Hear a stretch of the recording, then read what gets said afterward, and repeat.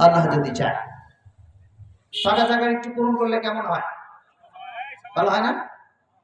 শীতকালে কাপড় শরীরের সাথে লেগে থাকলে ভালো না ফাঁক হয়ে থাকলে ভালো? হ্যাঁ, তাহলে লাগাই দিলে কেমন হয়?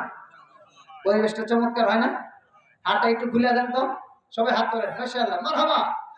আর একটু জোরে বলেন মারহাবা। চমৎকার। হাত উঠানোর সাথে সাথে একটু আগায় দেন, একটু জিকির করেন, লা ইলাহা ইল্লাল্লাহ, সবাই লা ইলাহা ইল্লাল্লাহ, লা ইলাহা ইল্লাল্লাহ। মেহেরবানি করে একটু আসেন না বাবা।